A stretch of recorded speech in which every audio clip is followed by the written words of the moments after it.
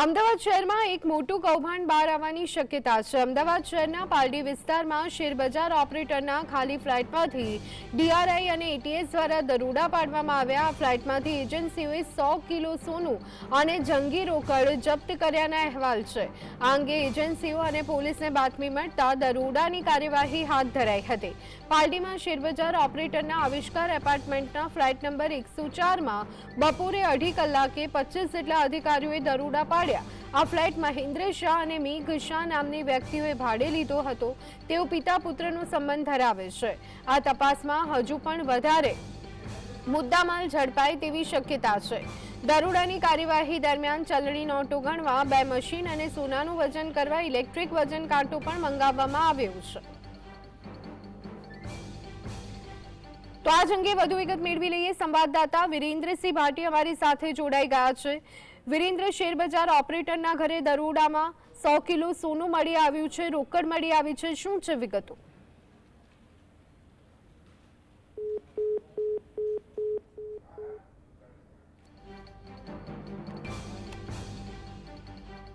તો શેરબજાર ઓપરેટરના ત્યાં દરોડા પાડતા અધિકારીઓ દ્વારા દરોડા પાડવામાં આવ્યા હતા, ત્યારે ઓપરેટરના ઘરેથી 100 કિલોથી પણ વધુ સોનું મળી આવ્યું હતું। તો આ સાથે રોકડ પણ મળી આવી હતી।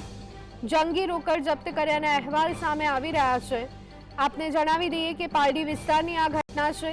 મોટું કૌભાંડ બહાર આવે તો નવાઈ નહીં અમદાવાદ શહેરમાં, કારણ કે અમદાવાદ શહેરના પાલડી વિસ્તારમાં શેરબજાર ઓપરેટરના ખાલી ફ્લેટમાંથી ડીઆરઆઈ અને એટીએસ દ્વારા દરોડા પાડવામાં આવ્યા હતા। આ ફ્લાઇટમાંથી એજન્સીઓએ 100 કિલો સોનું અને જંગી રોકડ જપ્ત કર્યાના અહેવાલ છે। તો આ અંગે એજન્સીઓ અને પોલીસને બાતમી મળતા દરોડાની કાર્યવાહી હાથ ધરાઈ છે। પાલડીમાં શેરબજાર ઓપરેટરના આવિષ્કાર એપાર્ટમેન્ટના ફ્લેટ નંબર 104માં બપોરે 2:30 કલાકે 25 જેટલા અધિકારીઓએ દરોડા પાડ્યા। આપને જણાવી દઈએ કે આ ફ્લેટ મહેન્દ્ર શાહ અને મેઘ શાહ નામની વ્યક્તિઓએ ભાડે લીધો છે। પિતા પુત્રનો સંબંધ તેઓ ધરાવે છે। આ તપાસમાં હજુ પણ વધારે મુદ્દામાલ ઝડપાય તેવી શક્યતા છે। દરોડાની કાર્યવાહી દરમિયાન ચલણી નોટો ગણવા માટે 2 મશીન અને સોનાનું વજન કરવા માટે ઇલેક્ટ્રિક વજન કાંટો પણ મંગાવવામાં આવ્યા છે। તો અમદાવાદમાંથી એક મોટું કૌભાંડ સામે આવે તો નવાઈ નહીં, કારણ કે શેરબજાર ઓપરેટરના ત્યાં જ્યારે 25થી વધુ અધિકારીઓએ દરોડા પાડ્યા ત્યારે 100 કિલોથી પણ વધારે સોનું જપ્ત કરવામાં આવ્યું છે। તો આ સાથે જ જંગી રોકડ રકમ પણ મળી આવી છે। પિતા પુત્રના નામે આ ફ્લેટ તેઓએ ભાડે લીધો હતો, ત્યારે હવે આ ઘટનાને લઈ તપાસ હાથ ધરવામાં આવી છે। પાલડીના શેરબજારના ઓપરેટરના ફ્લેટમાં સર્ચ ઓપરેશન કરવામાં આવ્યું, ત્યારે ડીઆરઆઈના ડે ડાયરેક્ટર પણ સર્ચ ઓપરેશનમાં હાજર રહ્યા હતા અને 100 કિલોથી પણ વધુ સોનું તેમજ જંગી રોકડ રકમ જપ્ત કરવામાં આવી છે। ત્યારે આ સમગ્ર બાબતને લઈ અને અત્યારે હાલ તપાસ હાથ ધરવામાં આવી છે। તો આજ અંગે વધુ વિગત મેળવી લઈએ। સંવાદદાતા વિરેન્દ્ર ભાટી અમારી સાથે જોડાઈ ગયા છે। વિરેન્દ્ર, બંધ ફ્લેટમાંથી 100 કિલો સોનું 60 લાખથી પણ વધારે એટલે કે જંગી રોકડ રકમ મળી આવી છે, શું છે વિગતો? બિલકુલથી ધોની કે અમદાવાદની અંદર ડીઆરઆઈ તેમજ એટીએસ દ્વારા મોટું સર્ચ ઓપરેશન હાથ ધરવામાં આવ્યું હતું, જેની અંદર પાલડી ખાતે આવેલ શેરબજારમાં ના ઓપરેટરોના ફ્લેટમાં આ સર્ચ ઓપરેશન હાથ ધરવામાં આવ્યું હતું। વિગતવાર ધોની જો વાત કરવામાં આવે તો પાલડીમાં જે આ શેરબજારના ઓપરેટર હતા તે આવિષ્કાર એપાર્ટમેન્ટના ફ્લેટ નંબર 104માં રહેતા હતા અને આ જે મકાન હતું તે બંધ હાલતમાં હતું। બપોરે 2:30 વાગ્યાના અરસામાં 25 જેટલા અધિકારીઓ દ્વારા દરોડા પાડવામાં આવ્યા હતા। આ જે બંધ મકાન હતું તે ફ્લેટની અંદર મહેન્દ્ર શાહ અને મેઘ શાહ નામની વ્યક્તિઓએ આ ફ્લેટ ભાડે લીધેલો હતો।